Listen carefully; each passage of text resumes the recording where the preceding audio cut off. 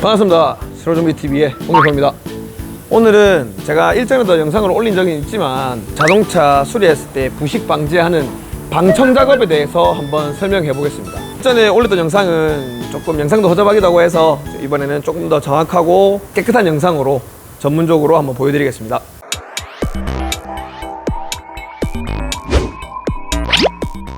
네, 이 차는 트랙스인데요. 최초 사진은 제가 올려드리겠습니다. 이게 문짝이 상태가 되게 안 좋았습니다. 사실 어디 정도 봐도 뭐 교환 정도 되는 정도인데요. 네, 교환 정도 되는 거를 제가 살려놨습니다. 이게 이 작업은 차주님이 먼저 방청 작업을 해주냐고 먼저 물어봤습니다. 근데 저희는 방청 작업을 차주님들한테 얘기를 안 해도 손상이 있으면 방청 작업 해드리는데요.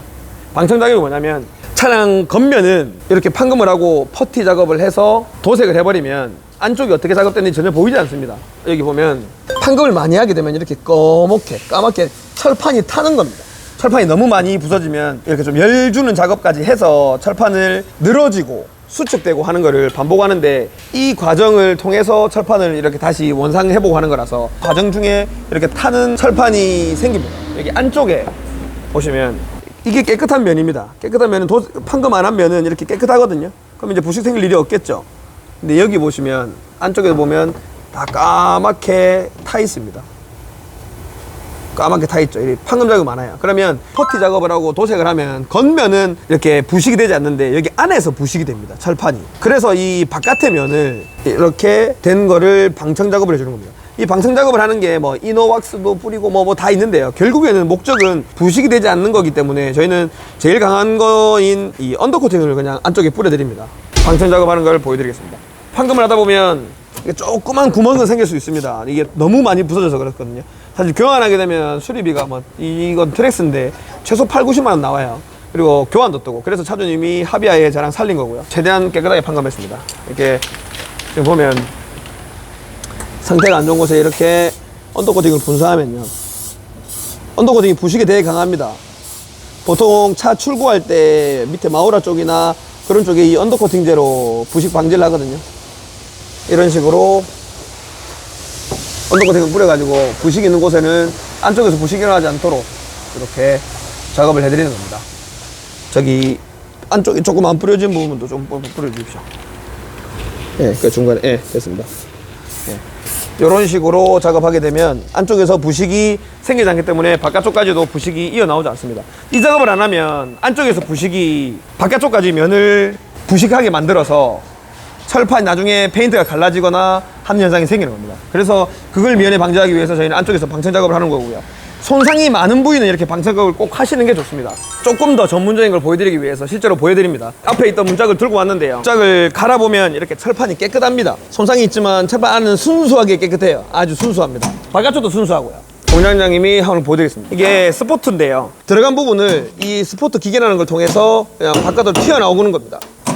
예, 이렇게 지금 철판이 붙죠. 그리고 자석의 원리로 인해서 붙어서 당겨내는 거거든요. 이 정도 손상이 있으면 안에가 이렇게 타는 흔적이 전혀 없어요. 계속 뚝뚝 때리고 있는데 안에는 타지 않습니다. 그럼 방청 작업할 필요 없는 거죠, 사실. 근데 이제 손상이 심했을 때 이제 열을 가하는 작업이 필요할 때 있습니다. 우리 그냥 나쁜 용어로는 시보리 준다고 하는데요. 열을 가해가지고 철판이 수축 이완을 계속 반복하면서 철판을 우리가 원상 회복을 시키는 거거든요. 근데 이 과정 중에 이제 심한 열을 가해야 됩니다. 이때 겉에가 작업을 하면서 안쪽까지 타는 걸 보여드리겠습니다.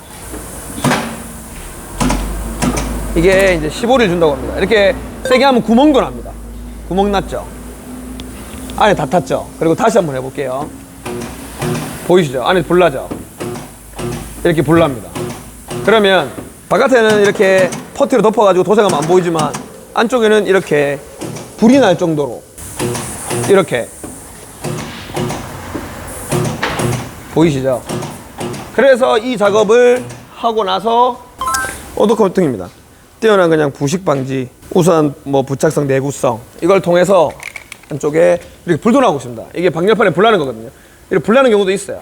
진짜 이상한 데서 수리하면 이렇게 불도 나는 겁니다. 오늘 불 구경도 안 해요. 이거를 보면 이제 이렇게 열이 다 있는 곳에 방청 작업을 통해서 이 부식을 덮어주는 겁니다. 더 이상 부식이 퍼지지 않도록, 바깥쪽으로 나오지 않도록. 이게 방청 작업의 정확한 원리입니다. 그래서 살짝 들어간 부분은 판금하면은 방청 작업이 사실 필요 없다는 거, 굳이 추가 비용 들여서 방청 작업 필요 없이 하지 말고 좀 심한 손상에만 방청 작업이 필요한데요. 그래서 방청 작업은 전문가와 상담하는 게 좋습니다. 이 정도면은 뭐 나름 전문가처럼 보여드린 거 아닙니까? 그래서 제가 유튜브 진행하면서 뭐 보시는 분들도 많고 좀 전문적인 걸 보여드리고 싶었습니다. 사실 뭐 자동차 리뷰만 하지만 리뷰를 해야 잘 나오더라고요, 조회수가. 근데 사실 전문적인 걸 일단 보여드렸습니다. 자동차 방청 작업은 필수긴 하지만 굳이 또 안 해도 될 적에는 안 해도 된다 정도. 그 금액이 추가가 되니까. 돈이 뭐 공짜면 하는 게 좋죠. 네. 세상에 공짜가 어디 있습니까? 그냥 돈 들어가야 돼요. 그러면 사실 조그만 수리들, 뭐 문콕이나 조그만 수리, 약하게 들어간 부위는 방청 작업이 필요 없다는 거를 안쪽 면에서 정확하게 보여드렸고, 오늘 불쇼도 보여드렸습니다. 손상이 좀 안심한 것도 있어요. 제가 하나 보여드리겠습니다. K7인데요. 제가 이번에 문짝 휀다 작업을 했는데요. 이 작업 중입니다. 작업 중인데, 이거는 지금 보면 면이 깨끗하죠. 탄 흔적이 없어요. 자세히 보여드리겠습니다. 탄 흔적이 별로 없어요. 아까보다 좀 덜 심합니다. 그냥 철판하는 게 본연입니다. 이거를 안쪽으로 돌아가 보면 이건 손상이 크지 않았어요. 그래도 방청 작업은 했는데요. 네, 안쪽에 불을 켜서 보여드리겠습니다. 여기 좀 보면 판금을 한 부위가 있는데요. 잘 보이시겠죠? 여기 방청 작업을 했습니다. 까만 게 방청 작업 한 거거든요. 방청 작업 다 한 거예요. 여기도 위에도, 손잡이 위에도 방청 작업을 한 겁니다. 이렇게 사고 부위를. 사실 이 정도 판금하면 철판이 겉에 판금을 하면서 안쪽까지 타지 않습니다. 손상이 좀 컸을 때 판금을 하면서 안쪽에 손상이 되면, 부식이 일어날 게 있으면 저희가 면에 방지하기 위해서 방청 작업을 하는 건데, 사실 이 정도면은 안쪽에 방청 작업을 하지 않아도 됩니다. 근데 웬만하면 저희는 그 방청 작업을 꼭 해드리고 있습니다. 그래서 방청 작업이 중요하고요. 방청 작업을 하지 않으면 안쪽에서 부식이 나오기 때문에 방청 작업을 꼭 하시는 게 좋습니다. 차주님들이 문콕 당하셨는데 방청 작업을 해달라 이러면은 안 하는 게 맞고요. 딱 이 문짝을 보여드릴게요. 이거는 제네시스 문짝입니다. 문짝 겉면 여기 보면 많이 찌그러졌죠. 이건 교환하거든요. 교환했습니다. 이것도 문짝이 상당히 많이 이렇게 긁혔습니다. 그 문짝 교환했는데요. 문짝 안에는 이렇게 되어 있습니다. 이게 문짝 보강바입니다. 보강바인데요. 여기 보면 문짝이 맨들하죠. 이렇게 맨들한 면이 있어야 되는데, 이게 열을 가하면 이게 철판이 타버립니다. 이 철판 두께가 그렇게 심하게 두껍지 않습니다. 여기 보시면 이 정도 두께밖에 안 됩니다. 이것도 지금 이중이고요. 이중이고, 하나의 철판은 겉면만 하면은 요 정도밖에 안 됩니다. 진짜 조그맣게. 얇기 때문에 바깥쪽으로 판금하다 보면 안쪽까지도 열이 가해져서 타긴 타요. 문콕이나 정말 조그만 상처, 이런 상처 가지고는 스포트 판금이라고 열을 가해서 하는 판금인데, 이 열이 안쪽까지 전달되지도 않고 판금이 끝나는 경우가 대부분입니다.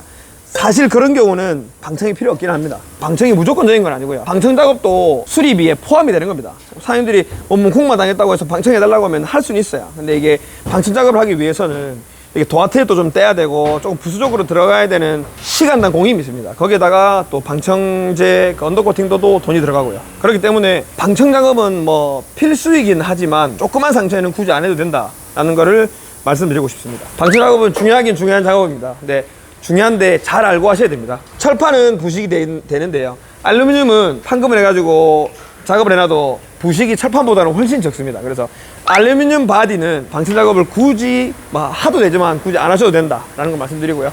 알루미늄 바디의 소재는 판금이 어렵다는 거.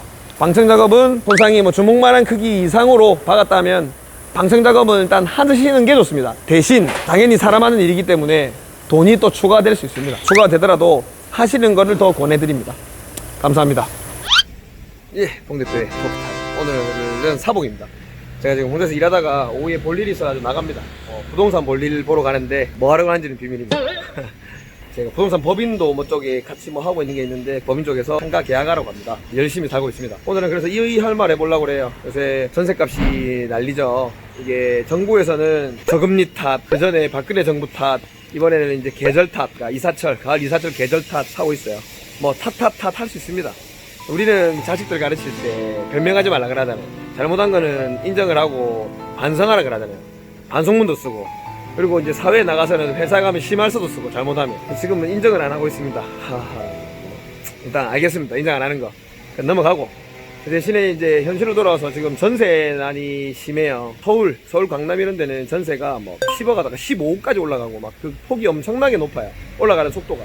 근데 이제 지방으로 올수록 조금씩, 그리고 좀 싼 아파트일수록 조금씩 올라가는데요. 이게 부산만 하더라도 지금 대장급 아파트 10억 가는 아파트들은 이제 전세가가 1억, 2억, 3억씩 오르고 있어요. 정부는 전세 대책을 못 내놓고 있어요. 문재인 대통령님은 기필코 잡겠다 했는데 전세 대책을 못 내고 있습니다.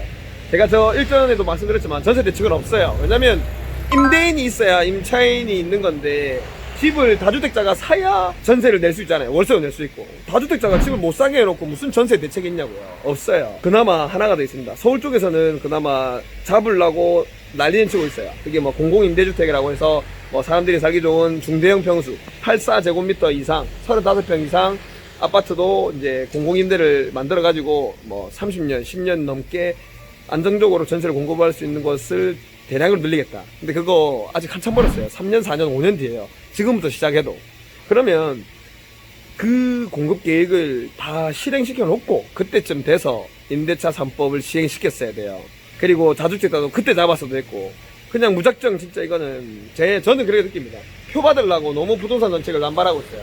남발 엄청 했는데 지금 다시 주워 담을 수 없는 상태고 거기에서 더 악수를 두고 있는 거죠. 원래 지금 2+2년, 2년 플러스 2년인데 지금 민주당에서 3년 플러스 3년까지 하고 있대요. 그러면 누가 집 사겠습니까? 다주택자 아무도 없을 때 그럼 전세라는 자체가 소멸될 거예요.